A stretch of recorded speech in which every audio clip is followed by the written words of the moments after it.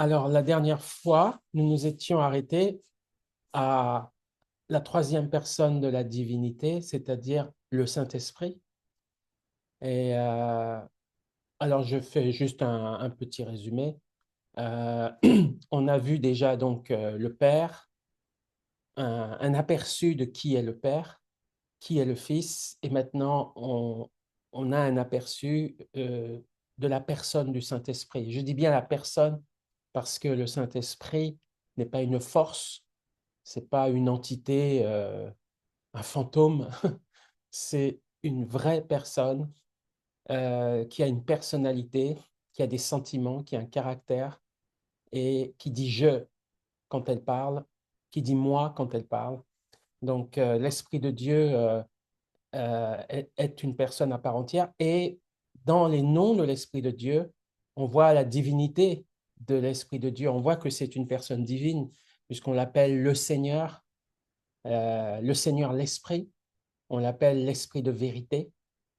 C'est lui qui était là au commencement lorsque le monde a été créé. La Bible dit dans Genèse chapitre 1, euh, l'Esprit de Dieu se mouvait au-dessus des eaux. Donc, l'Esprit Saint a participé à la création du monde, à la création de l'univers. Parce que le livre de la Genèse, c'est pas seulement la création de la terre, c'est la création de l'univers. Oui, de l'univers. Puisque la terre le premier élément qui est créé dans l'univers, c'est la terre, c'est pas les étoiles. Et c'est au deuxième ou au troisième jour seulement que Dieu place les étoiles, c'est-à-dire le cosmos, l'univers. Et Dieu place les étoiles et le cosmos par rapport à la Terre. Ce qui est intéressant d'ailleurs. Alors ça, c'est une parenthèse, hein, pour montrer que en fait, la Terre est le centre des intérêts de Dieu dans l'univers. C'est pas le Soleil, c'est pas une galaxie, c'est bien la Terre qui est le centre des intérêts de Dieu, puisque les étoiles et le cosmos ont été placés par rapport à la Terre. Alors ça, c'est une parenthèse, juste pour dire que le Saint-Esprit était là au commencement. Alors, il y a des versets que je voulais lire par rapport à ça, au Saint-Esprit, des versets qu'on avait vus, mais qu'on n'avait pas, comment dirais-je, qu'on n'avait pas lus en fait. Et en particulier, les versets qui sont en relation avec le fait que le Saint-Esprit est une personne et que le Saint-Esprit parle, par exemple. Et on va voir justement, un- on va revoir plutôt des extraits de ça, de ces versets qu'on n'a pas pu lire, mais que on peut très rapidement lire maintenant pour prouver par d'autres versets que le Saint-Esprit est bien une personne qui parle en particulier. Par exemple, donc dans Apocalypse, chapitre 2, au verset 17, il est dit que celui qui a des oreilles entende ce que l'Esprit dit aux églises. Donc l'Esprit parle, hein, une personne parle. Le vent ne parle pas. Euh, les forces de la nature ne parlent pas. Il y a que des personnes qui parlent, hein. Donc là, c'est une preuve supplémentaire de la personnalité de l'Esprit Saint. On voit aussi dans Apocalypse chapitre 14 au verset 13, il est dit, oui, dit l'Esprit, afin qu'ils se reposent de leurs œuvres.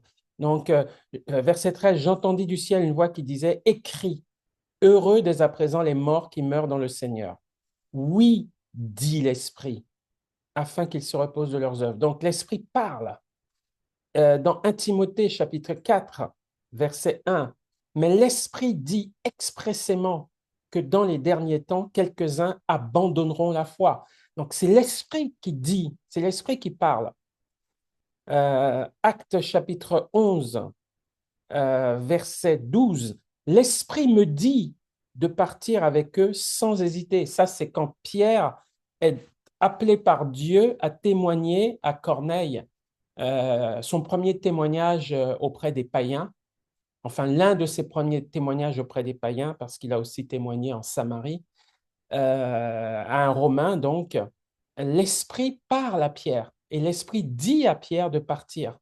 Dans 2 Thessaloniciens, chapitre 2, verset 13, pour nous, frères bien-aimés du Seigneur, nous devons à votre sujet rendre continuellement grâce à Dieu parce que Dieu vous a choisi dès le commencement pour le salut par la sanctification de l'Esprit et par la foi en la vérité. Alors ça, c'est un autre passage concernant cette fois-ci la sanctification de l'Esprit.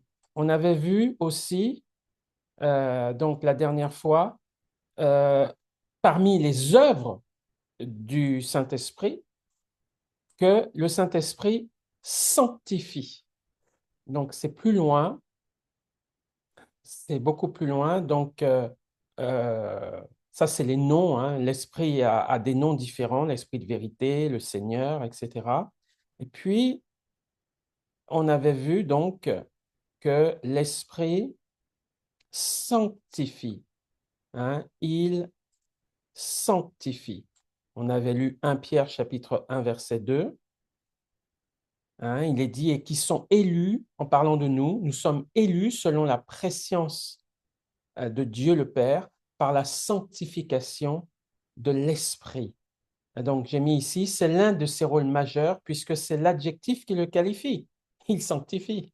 Il s'appelle le Saint-Esprit ou l'Esprit Saint. Donc, son rôle essentiel au Saint-Esprit, comme son nom l'indique, c'est de sanctifier. Sanctifier. Alors, sanctifier, ça a plusieurs significations bibliquement parlant. Sanctifier, c'est à la fois mettre à part, c'est-à-dire placer à part pour être consacré. C'est un des sens du mot sanctifier, c'est choisir du milieu de quelque part quelqu'un, le mettre à part pour Dieu, pour le consacrer à Dieu. Mais sanctifier, évidemment, par transitivité, si je puis dire, ça veut aussi donc dire séparer. Parce que pour mettre à part, il faut d'abord séparer. Donc, nous sommes séparés du monde, nous sommes euh, enlevés de la manière de vivre du monde, séparés du monde, pour ensuite être mis à part pour Dieu, afin de vivre pour Dieu et non plus de vivre pour nous-mêmes ou de vivre pour le monde.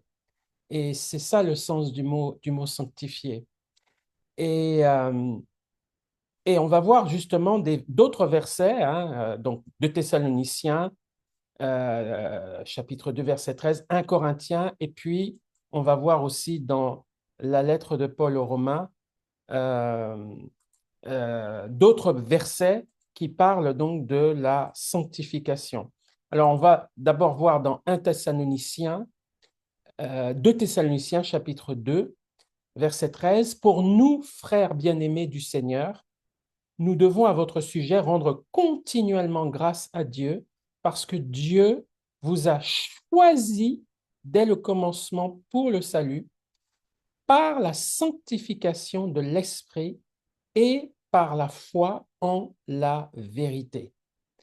Et on voit ici que Dieu nous a choisis. Il nous a choisis du milieu du monde. Donc là, il nous sépare. Il nous sépare du monde. De quelle manière il nous sépare du monde? Eh bien, c'est parce qu'on a cru en la vérité et surtout on a choisi la vérité. On a choisi Jésus pour qu'il soit sauveur de nos vies, pour qu'il soit Seigneur de nos vies. On a fait un choix. Et en faisant ce choix, Dieu, Dieu nous choisit aussi. Il nous choisit comment? Il nous sort du monde et il nous met à part, c'est-à-dire il nous sanctifie pour lui. Donc, c'est ça que l'Esprit Saint fait.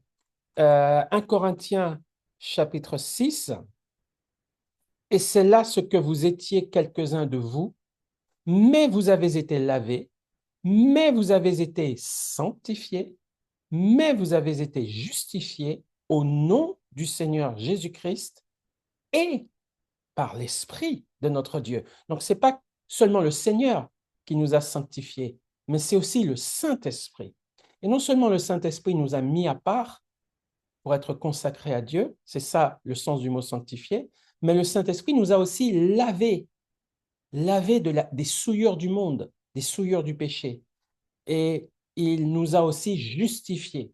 C'est-à-dire, quand on croit en Jésus, on n'est plus condamné. C'est comme si on était devant un tribunal. On est accusé par notre conscience, on est accusé par le diable. Et puis au moment où on croit que Jésus est mort à notre place, qu'il est mort pour nos péchés, là, on n'est plus condamné, on n'est plus accusé, on est justifié. On est rendu juste. Justifié, c'est être rendu juste. Ça ne veut pas dire qu'on est juste au départ. C'est pas ça que ça veut dire justifié, hein. Le sens biblique, hein, du mot justifié. Ça veut dire que quelqu'un nous rend juste. De injuste que nous sommes au départ, quelqu'un, c'est-à-dire Jésus, nous rend juste, fait de nous des justes par sa grâce, par la foi en lui.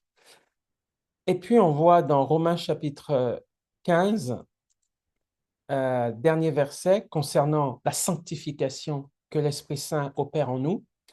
Il est dit ici, alors on va lire le début du verset, « Cependant, à certains égards, je vous ai écrit avec une sorte de hardiesse, c'est Paul qui parle, hein, comme pour réveiller vos souvenirs à cause de la grâce que Dieu m'a faite, d'être ministre de Jésus-Christ parmi les païens, m'acquittant du divin service de l'évangile de Dieu, afin que les païens lui soient une offrande agréable, étant sanctifiés par l'Esprit Saint. » Étant sanctifiés par l'Esprit Saint. Et évidemment, quand on est sanctifié, on devient saint. Parce que, aussi bien justifié que sanctifié, c'est une position. C'est Dieu qui nous déclare, qui nous rend saints. Je ne suis pas saint par les choses que j'ai faites. Je suis saint ou je suis déclaré saint par Dieu à cause de ma foi en Jésus. C'est ça qui fait de moi un saint. Et c'est ma foi aussi en Jésus qui fait de moi un juste. Voilà, donc on est justifié, on devient juste. On est sanctifié, on devient un saint. Voilà ce que je voulais préciser. Et puis maintenant, on va continuer donc la personne du Saint-Esprit et on va poursuivre le texte que nous étions en train de lire la dernière fois. Et on s'était arrêté au fait que l'Esprit de Dieu habite, demeure en celui qui croit en Jésus. Et ça, c'est extraordinaire. Ça veut dire qu'au moment où on croit dans le Christ et où on reçoit le Christ dans sa vie et qu'on marche avec le Christ, on reçoit l'Esprit Saint. On reçoit le Saint-Esprit. Romains chapitre 8, verset 9. Pour vous, vous ne vivez pas selon la chair, mais selon l'Esprit.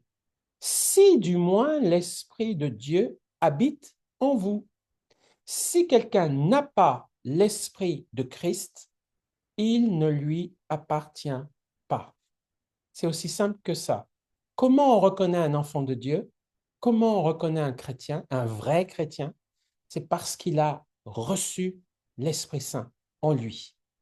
C'est ça qui permet de reconnaître un enfant de Dieu, s'il a l'Esprit Saint en lui.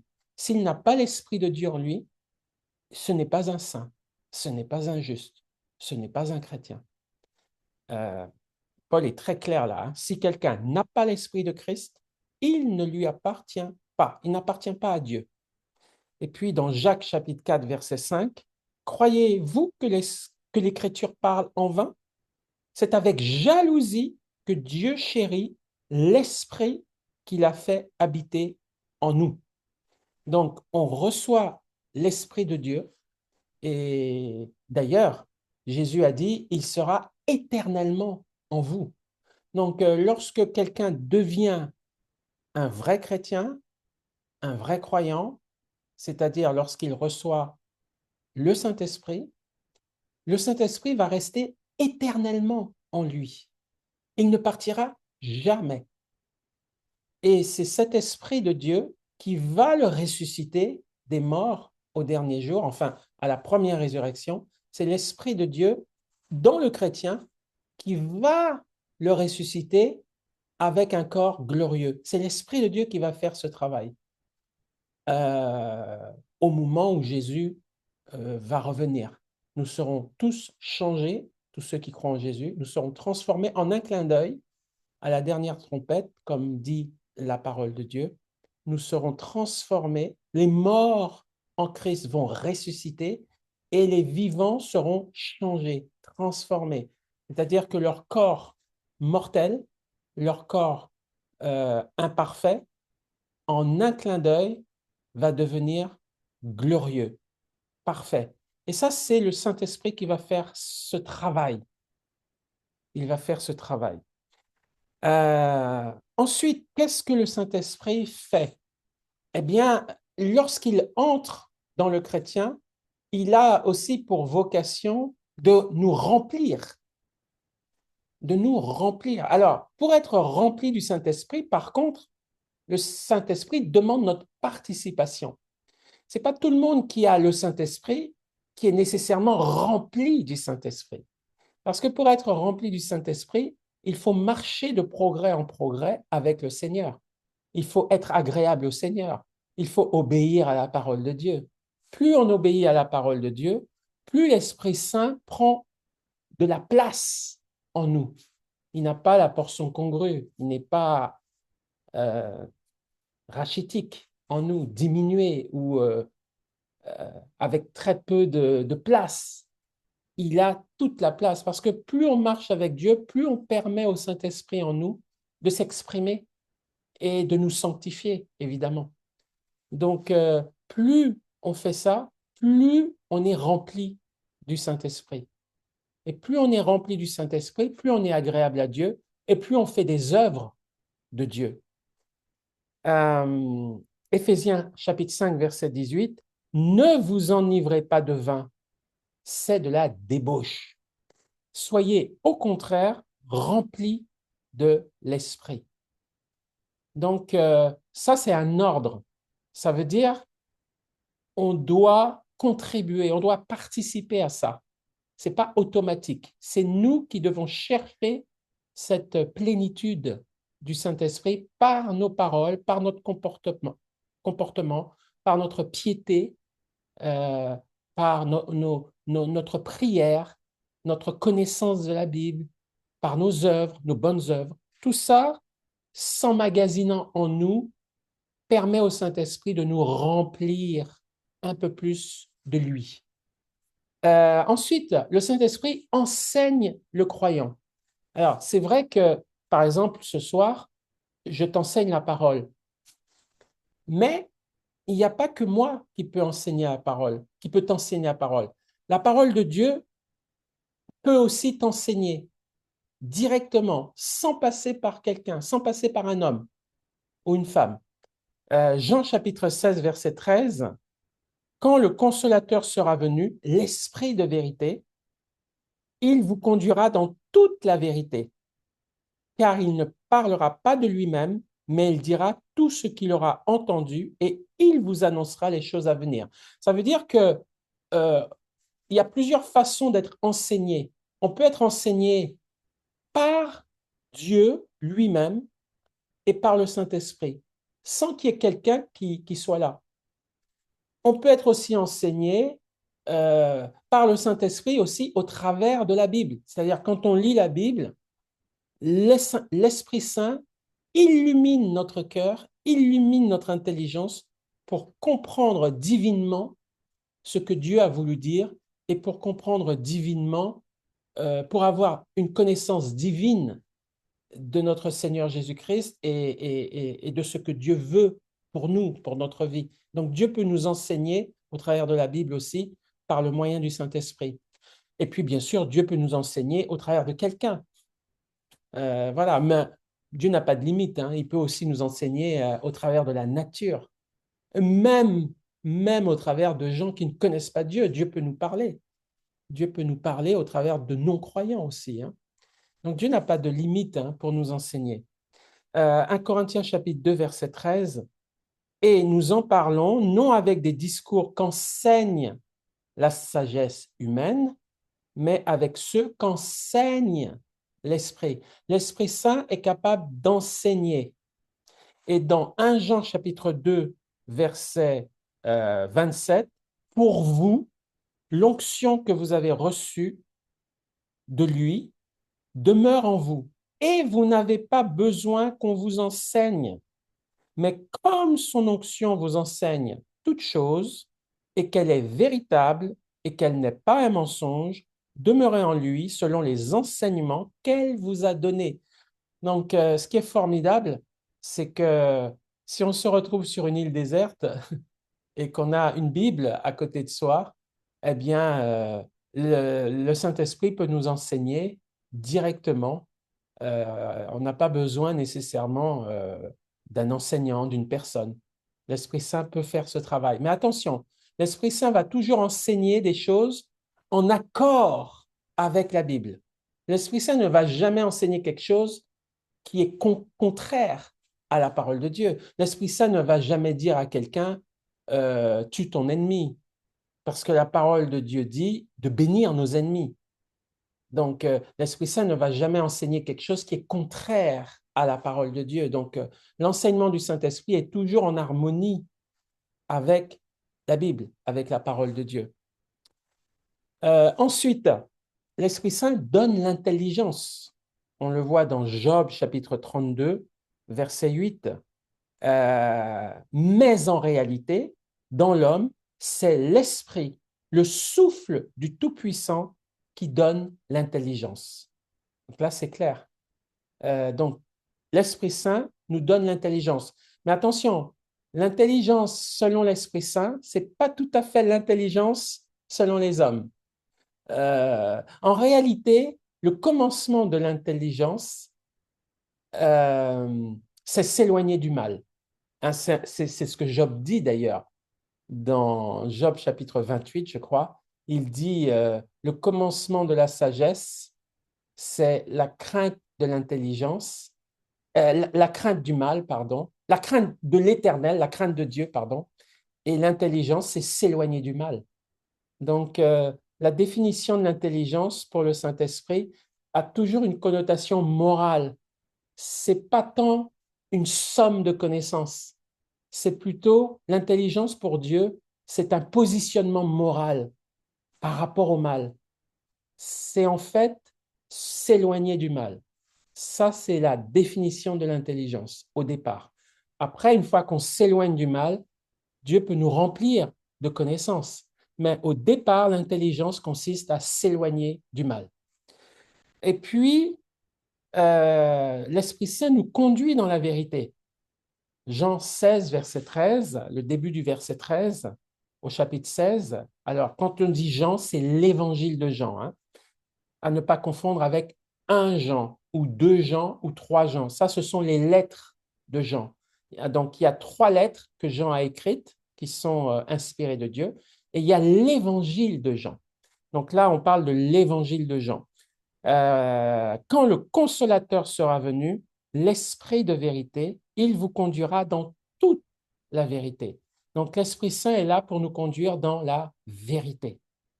Donc, évidemment, il s'appelle l'Esprit de vérité. C'est un des noms qu'on a vus de lui dans le cours précédent. Il s'appelle l'Esprit de vérité. Donc, c'est normal qu'il nous conduise dans la vérité.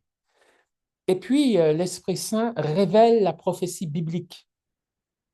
Jean chapitre 16, verset 13 aussi. Quand le consolateur sera venu, l'Esprit de vérité, il vous conduira dans toute la vérité, car il ne parlera pas de lui-même, mais il dira tout ce qu'il aura entendu.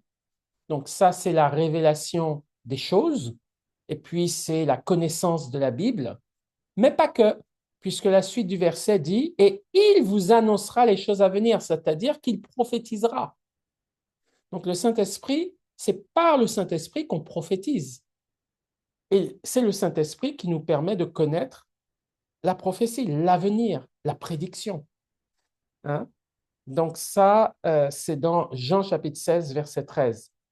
Alors, on lira, tu pourras lire 1 Pierre 1, verset 10 à 11, et on va continuer en disant aussi que l'Esprit Saint va créer l'unité des chrétiens dans la paix, l'unité. Et c'est ça qui nous manque, hélas, aujourd'hui. Les chrétiens ne sont pas très unis. Ils manquent d'unité, surtout quand ils sont très proches les uns des autres, c'est-à-dire quand ils sont dans une région, quand ils sont dans la ville ou quand ils sont dans un quartier. C'est là le gros problème des chrétiens, c'est que ils arrivent à être unis à distance d'un pays à l'autre, mais dans la ville et dans le quartier, là, ils ne sont pas unis parce qu'ils ne se connaissent pas, ils ne travaillent pas ensemble. Et justement, c'est là que le Saint-Esprit veut intervenir, en particulier dans les endroits de proximité, pour justement que les chrétiens apprennent à travailler ensemble, à vivre ensemble, au plus proche, au plus près, parce que c'est là où l'impact est le plus fort en définitive. Éphésiens 4, verset 3, vous efforçant de conserver l'unité de l'esprit par le lien de la paix.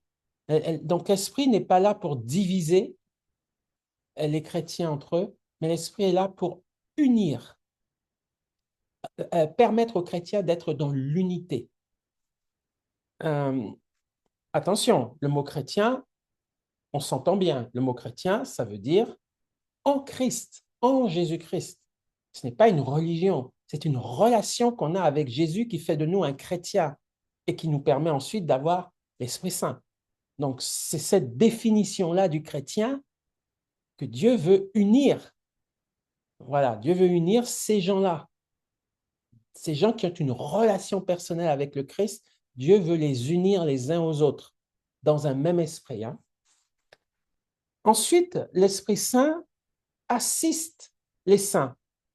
On a vu la dernière fois, hein, et on l'a suggéré aussi tout à l'heure, que les saints, ce sont les chrétiens. Ce sont ceux qui reçoivent, qui vivent avec le Christ, hein, qu'ils soient vivants ou morts. C'est ça les saints. La définition biblique des saints, c'est ça et rien d'autre. Donc, euh, le Saint-Esprit donc, est là pour nous assister pendant notre vivant, pendant qu'on est sur Terre, pendant qu'on vit sur Terre. Le Saint-Esprit est là pour nous assister, pour nous aider, un peu comme les anges aussi.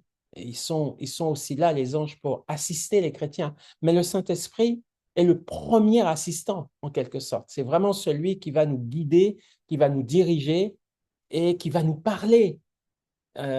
Et la Bible dit d'ailleurs que tous ceux qui sont conduits par l'Esprit de Dieu sont fils de Dieu. Donc, assister les saints, c'est les conduire, c'est les diriger. Ne va pas là, va là, ne dis pas ça, appelle un tel, va visiter un tel, dis ceci, ne dis pas ça, fais ceci, ne fais pas ça. C'est comme ça que le Saint-Esprit nous parle. Il nous dit de faire des choses, il crée une conviction en nous, ou alors il nous parle carrément, hein, on entend une voix, il nous parle carrément pour nous conduire, pour nous assister dans la vie, afin de glorifier le Seigneur Jésus. Et puis, évidemment, le Saint-Esprit donne le caractère spirituel, évidemment. Parce que dans le mot esprit, il y a le mot spirituel. Dieu veut qu'on soit des personnes spirituelles. Qu'est-ce qu'une personne spirituelle? C'est une personne qui est conduite par le Saint-Esprit. Et c'est aussi une personne qui a le caractère du Saint-Esprit, c'est-à-dire qui marche dans l'amour, dans la paix, dans la douceur, dans la bonté, dans le pardon, dans la patience. C'est ça le caractère spirituel de quelqu'un qui est rempli du Saint-Esprit. Donc, il donne le caractère spirituel. On voit ça dans la lettre de Paul aux Galates, au chapitre 5, verset 22 et verset 23. Mais le fruit de l'esprit, c'est Paul qui parle, hein, Le fruit de l'esprit, c'est l'amour, la joie, la paix, la patience, la bonté, la bénignité, la fidélité, la douceur, la tempérance. Tout ça, c'est un fruit. Tu vois, il n'est pas dit les fruits de l'esprit, mais il est dit le fruit de l'esprit. Ça veut dire que lorsque le Saint-Esprit est vraiment puissant dans ma vie, j'ai tout ça en même temps. C'est un fruit. Donc, il y a tous les éléments dans ce fruit. Il n'y en a pas un qui va manquer. Donc, quand je suis rempli du Saint-Esprit, je suis à la fois dans la joie, dans la paix, dans la patience, dans la bonté, dans la bénignité, dans la fidélité, dans la douceur, dans l'amour, dans la tempérance. J'ai tout ça en même temps en moi, dans mon caractère. Et ça, c'est très, très important parce que c'est bien d'avoir des charismes, c'est bien de faire des choses, mais c'est encore mieux d'être spirituel, c'est-à-dire d'avoir un caractère spirituel, euh, d'être patient. Quand on t'agresse, tu, tu réponds avec douceur, tu réponds dans l'amour. Quand on te fait du mal, tu réponds en faisant du bien.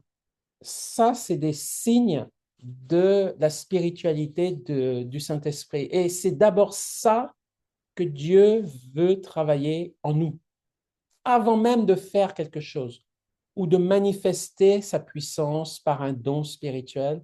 Dieu veut d'abord qu'on soit des hommes et des femmes qui ont le caractère du Saint-Esprit. C'est la première chose. C'est la chose la plus importante en fait. Parce que si tu n'as pas un caractère spirituel, euh, les œuvres que tu vas faire n'auront pas l'impact n'auront pas l'impact qu'il faut. Et parfois même, tu ne peux même pas faire les œuvres du Saint-Esprit à cause du fait que tu n'as pas le caractère de Christ. Tu n'as pas la douceur, tu n'as pas l'amour, tu n'as pas la patience, tu n'as pas le pardon. Et toutes ces choses que tu n'as pas peuvent ne pas te permettre aussi de faire de pratiquer des dons spirituels ou de faire le bien parce qu'il manque ce caractère.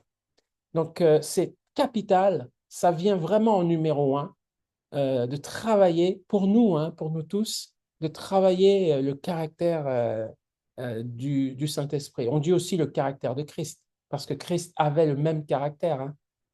Euh, et puis, évidemment, le Saint-Esprit accorde des dons spirituels. Alors, qu'est-ce que sont ces dons spirituels? Ces dons spirituels sont la résultante de la foi en Jésus-Christ, la foi en Jésus-Christ qui induit ensuite la réception éternelle du Saint-Esprit en soi. Et quand le Saint-Esprit vient en soi, il ne vient pas seul. Il ne rentre pas seul en nous, le Saint-Esprit. Il entre en nous et il entre en nous avec des charismes, ce qu'on appelle des charismes, des dons spirituels. C'est des dons qui viennent au moment où on reçoit Jésus dans son cœur, dans sa vie. Ce n'est pas des dons à la naissance physique. Les dons qu'on a à la naissance physique, ça, c'est de la compétence, des talents, de la compétence ou des dons naturels. On appelle ça des dons naturels. Par exemple, quelqu'un qui sait jouer du piano, quelqu'un qui est fort en calcul, qui est fort en maths, ou qui est fort en ceci ou en cela, qui, qui, qui est habile de ses mains. C'est quelque chose qu'il a reçu naturellement à la naissance physique. Mais lorsque on arrive à la naissance spirituelle, c'est-à-dire le moment où on reçoit la vie de Dieu en nous et le Saint-Esprit, là, on a d'autres dons qui viennent du Saint-Esprit, qui n'ont rien à voir avec des dons humains de naissance. C'est des dons spirituels qui accompagnent le Saint-Esprit en nous. Et ces dons spirituels sont clairement édités, notamment dans Romains, la lettre de Paul aux Romains, et dans 1 Corinthiens au chapitre 12. Et c'est justement là qu'on va lire d'ailleurs 1 Corinthiens chapitre 12, versets 7 à 8. Or, à chacun, la manifestation de l'Esprit est donnée pour l'utilité commune. En effet, à l'un est donné par l'Esprit une parole de sagesse. Donc, par exemple, ici, la parole de sagesse, c'est un charisme, c'est un don spirituel qu'on reçoit au moment où on reçoit le Saint-Esprit. On reçoit ce don. Alors, on peut aussi le recevoir après, hein. On ne reçoit pas tous les dons au moment où on reçoit le Saint-Esprit, mais on peut aspirer à recevoir d'autres dons plus tard. Donc, on en reçoit quand on accepte Jésus dans sa vie, on reçoit des dons spirituels, mais on peut demander d'autres dons supplémentaires au Saint-Esprit. Rien n'empêche d'en avoir d'autres, hein, et d'en demander d'autres, hein. Il n'y a pas de souci. Alors, tiens, on va lire une liste de dons spirituels dans 1 Corinthiens 12, justement. On va voir une liste de dons spirituels parce que ça, c'est quand même important de voir en quoi consistent ces fameux dons spirituels. Et on va voir une liste là. Donc, on va aller dans 1 Corinthiens et on va aller dans 1 Corinthiens au chapitre 12. Ici et là, au chapitre 12. Et là, on va lire et faire connaissance de quelques charismes ou quelques dons spirituels. Verset 8.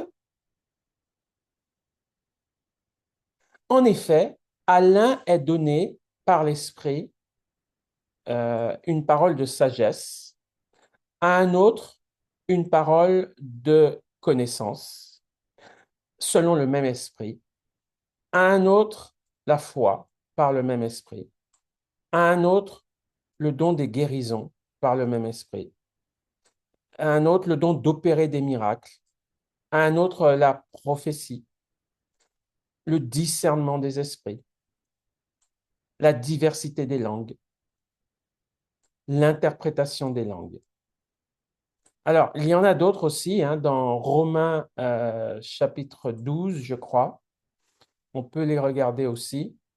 Et je ne vais pas aller plus loin que ça. Je vais m'arrêter peut-être aux dons spirituels parce que on a envie, évidemment, de savoir quel don on a reçu spirituellement, qu'est-ce que le Seigneur, comment le Seigneur nous a équipés, quel don j'ai reçu de la part du Seigneur, quel don spirituel j'ai reçu de la part du Seigneur.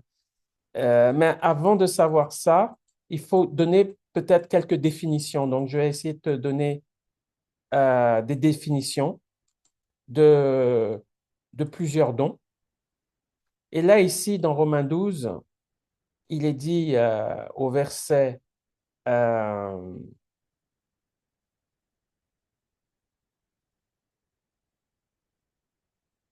au verset 6, puisque nous avons des dons différents selon la grâce qui nous a été accordée, que celui qui a le don de prophétie l'exerce selon l'analogie de la foi, que celui qui est appelé au ministère s'attache à son ministère, que celui qui enseigne s'attache à son enseignement, que celui qui exhorte à l'exhortation, que celui qui donne le fasse avec libéralité, que celui qui préside le fasse avec zèle, que celui qui pratique la miséricorde le fasse avec joie, que l'amour soit sans hypocrisie. Voilà, alors ça, c'est des dons ou des ministères, mais on va d'abord parler de 1 Corinthiens. Donc, dans 1 Corinthiens, il est parlé de la parole de sagesse. Alors, qu'est-ce qu'une parole de sagesse? En fait, une parole de sagesse, c'est une parole euh,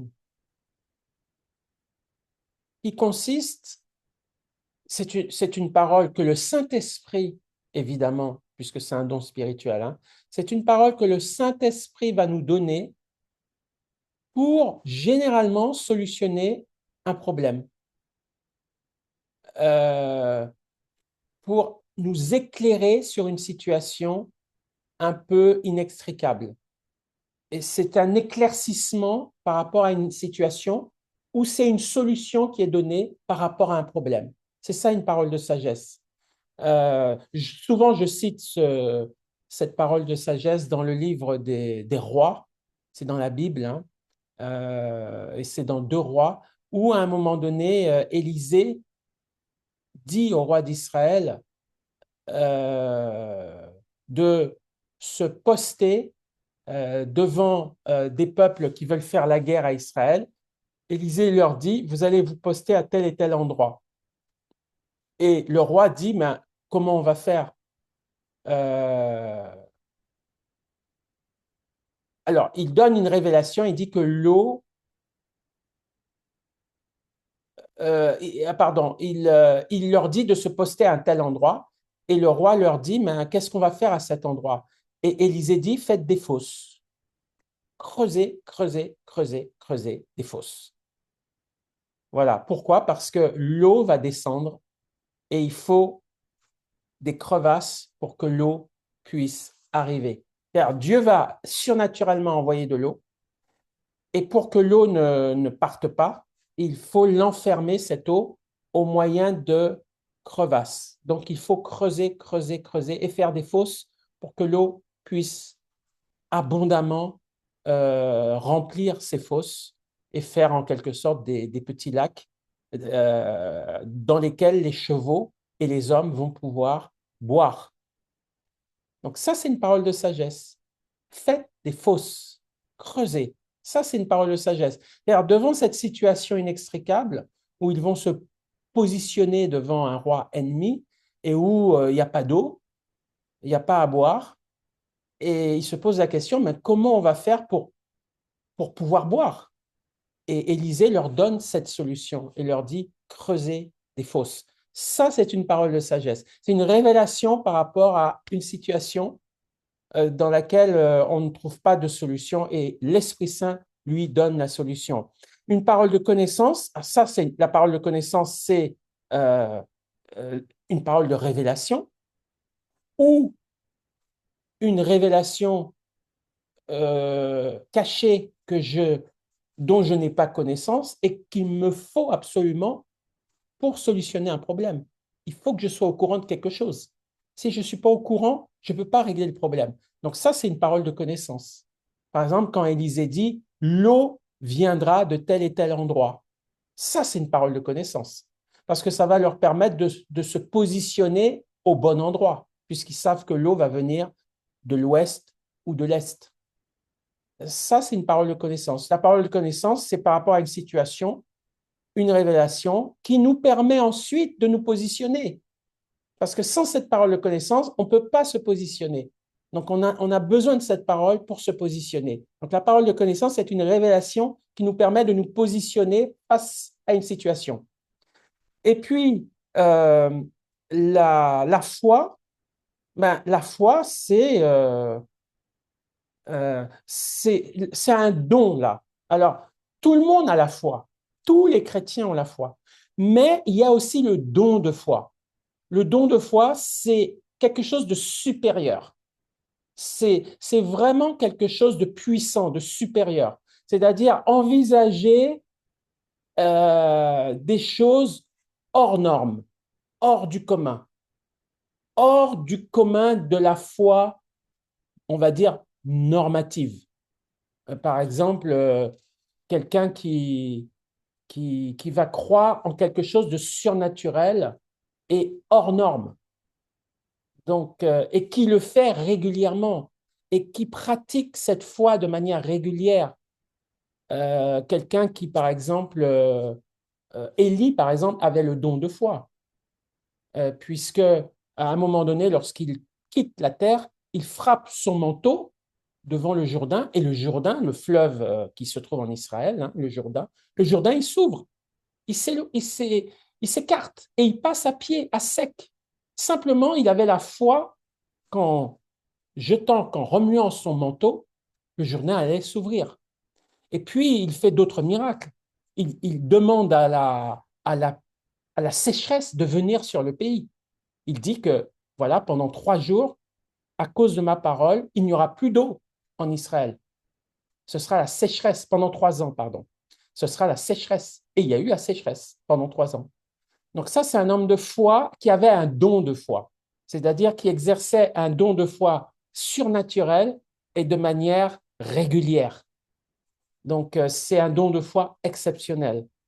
Et puis, le don de guérison, évidemment, on comprend ce que ça veut dire, hein. Le don de guérison, c'est la capacité à pouvoir guérir les maladies en imposant les mains.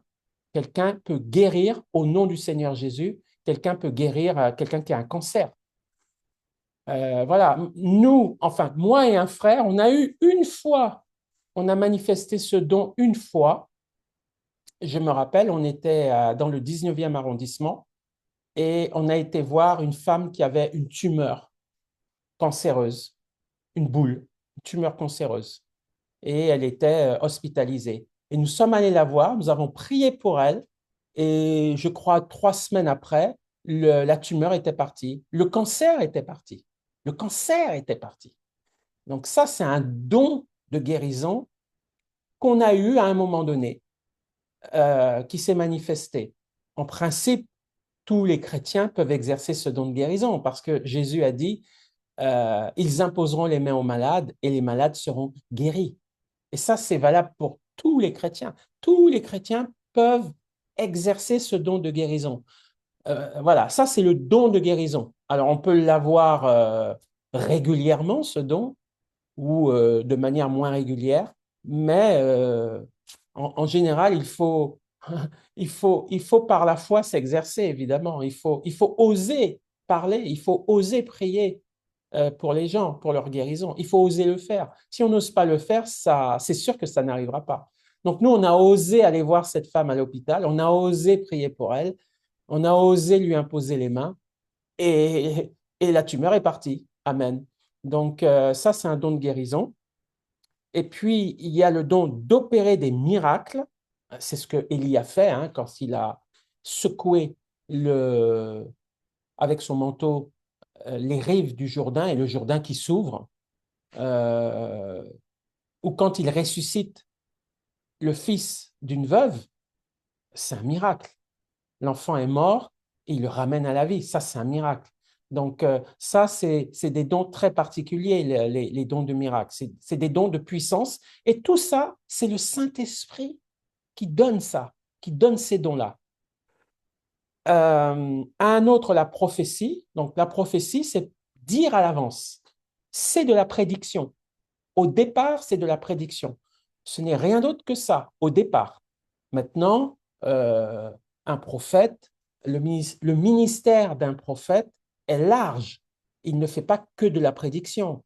Il reçoit des révélations, il reçoit des paroles de connaissance, ce qu'on a vu tout à l'heure. Il reçoit des paroles de sagesse, ce qu'on a vu tout à l'heure. Il reçoit des visions. Une vision, c'est voir quelque chose pendant qu'on est réveillé. Pendant que tu es réveillé, tu vois quelque chose par le Saint-Esprit. Le Saint-Esprit te montre quelque chose alors que tu ne dors pas. Voilà. Et tu peux aussi recevoir des rêves prophétiques, c'est-à-dire Dieu te parle dans un rêve. C'est très fréquent. On le voit par exemple avec Daniel, le prophète Daniel, dans le livre de Daniel. Daniel qui reçoit, c'est plus qu'un rêve, c'est carrément l'histoire de l'humanité, notamment dans Daniel chapitre 7 et puis dans Daniel chapitre 11, surtout dans Daniel chapitre 11. Daniel raconte toute l'histoire avant la venue de Jésus, des Séleucides, des Séleucides, je crois, oui, et des Ptolémées, c'est-à-dire ces deux royaumes d'Égypte et de Syrie qui vont se battre au cours des siècles. Il prophétise la venue d'Alexandre le Grand, il prophétise la venue des Romains, il prophétise la défaite des Babyloniens, la défaite des Grecs, tout ça par songe, par rêve. Donc Dieu aussi peut donner des rêves et des rêves prophétiques, toujours par le Saint-Esprit.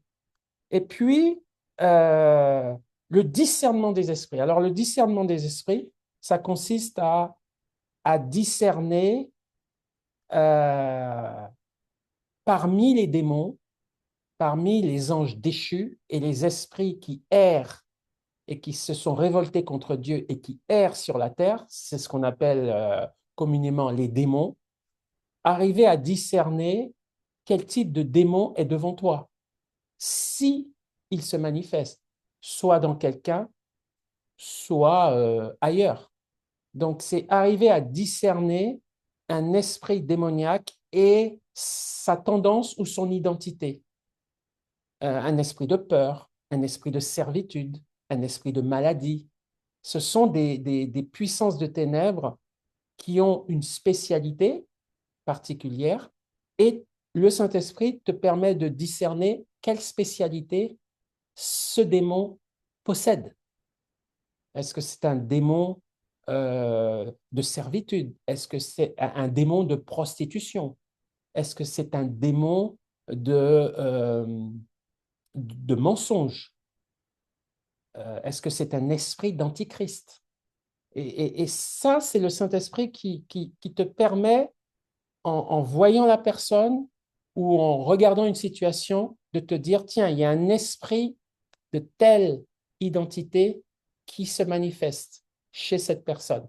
Et ce discernement, c'est l'Esprit de Dieu qui permet de l'avoir. Évidemment, ce discernement est important aussi quand il y a des miracles. Parce que parfois, il y a des miracles qui sont faits par la puissance du diable et il y a des miracles qui sont faits par la puissance de Dieu. Par exemple, quand Moïse a jeté sa verge devant Pharaon, c'est devenu un serpent. Mais les magiciens ont fait la même chose. Les magiciens qui invoquent des démons, ils ont jeté leur verge qui s'est transformée aussi en serpent. Donc on a deux miracles là, mais il y a un miracle qui est fait avec l'Esprit de Dieu, Moïse, et il y a un miracle qui est fait avec l'Esprit du diable, les magiciens.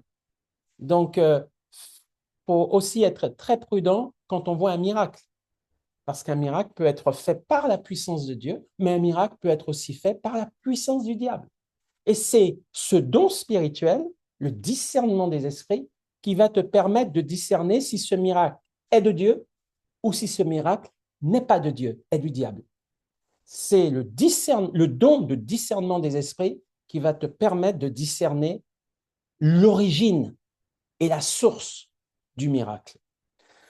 Et puis, la diversité des langues. Alors, ça, c'est un don spirituel. Alors, on pourrait dire, il y a une polémique un peu avec ça, mais bon, je ne veux pas rentrer dans la polémique, mais il y a deux types, selon moi. Hein. Je peux le démontrer avec les versets, mais on n'aura peut-être pas le temps de le faire ce soir. Mais il y a deux types de langues venant du Saint-Esprit. Il y a des langues connues euh, dans le livre des Actes, Actes des Apôtres.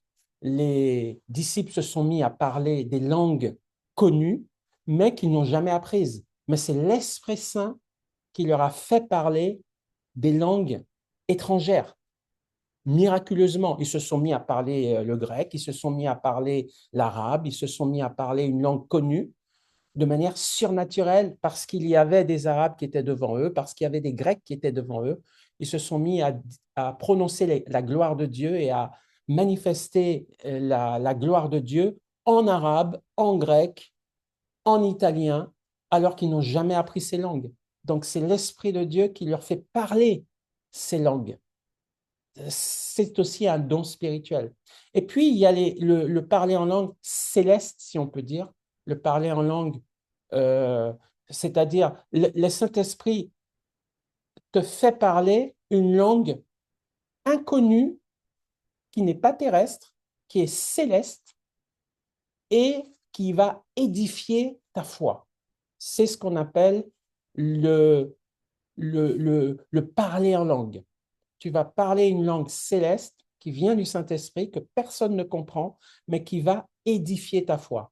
Donc, on a deux types de parler en langue, si on peut dire, qui vient du Saint-Esprit. On a le parler en langue céleste, 1 Corinthiens chapitre 14, c'est là, on parle de ça d'ailleurs. Et, euh, et puis, le don d'une langue étrangère que tu n'as jamais apprise, mais que Dieu te donne de parler, ça, c'est dans le livre des Actes, notamment lorsque, à la Pentecôte, lorsque les disciples, Actes chapitre 2, je crois, lorsque les disciples se mettent à parler des langues étrangères. Et puis l'interprétation des langues, donc Dieu demande d'ailleurs, Paul notamment, il demande que lorsqu'on est assemblé ensemble dans une congrégation et qu'on se met à parler une langue céleste, il demande qu'il y ait une interprétation aussi de cette langue céleste pour que les autres aient la, l'interprétation de ce qui a été dit, de manière que eux aussi soient édifiés, soient enseignés par ce que cette personne vient de dire. Voilà. Donc, tout ça, c'est ce qu'on appelle les dons du Saint-Esprit et ils viennent de l'Esprit de Dieu et ils sont là pour activer la foi, pour proclamer l'Évangile, pour glorifier le Seigneur, pour manifester aussi qu'on est réellement de Dieu. Parce que quand tu vois quelqu'un qui est mort, qui ressuscite, ou quelqu'un qui a une maladie et qui ne l'a plus, ça glorifie le nom du Seigneur Jésus. Ça montre que notre Dieu, il est puissant. Ce n'est pas un Dieu mort, ce n'est pas un Dieu qu'on invoque et qui ne répond pas. C'est un Dieu vivant qui agit et qui peut sauver, qui peut guérir. Donc, ça sert à ça, les dons du Saint-Esprit, et ça sert surtout à manifester la gloire et le nom et le salut qui est en Jésus-Christ. Donc, on va arrêter là ce soir et on va prier. On va remercier le Seigneur pour cette, euh, cet enseignement. Je vais continuer la prochaine fois, mais je pensais qu'il était nécessaire de parler de ces dons spirituels qui viennent du Saint-Esprit. Ça, c'est l'œuvre du Saint-Esprit. Il donne des dons et il était important quand même de nommer ces dons et de les identifier et d'en donner la définition. Voilà. Seigneur, merci pour ta parole. Merci pour l'Esprit de Dieu. Oui, l'Esprit de Dieu que nous avons reçu, que nous pouvons recevoir lorsque nous te recevons dans nos vies. Et cet Esprit qui est en nous, éternellement en nous, et qui nous permet, Seigneur, qui nous enseigne et qui nous permet aussi d'avancer dans cette vie chrétienne avec autorité, avec puissance, pour le bien des autres, pour leur guérison, pour leur délivrance. Et Seigneur, merci pour tous ces dons que tu as en réserve pour tes enfants. Et merci pour ce si grand salut. Et merci, Saint-Esprit, de nous assister, d'être toujours avec nous et de nous conduire pas à pas dans cette vie chrétienne qui est une vie de victoire, qui est une vie de délivrance, qui est une vie de gloire, parfois de souffrance, mais toujours de gloire. Alors, merci Seigneur, merci Saint-Esprit de valoriser et de glorifier le nom de Jésus. Amen.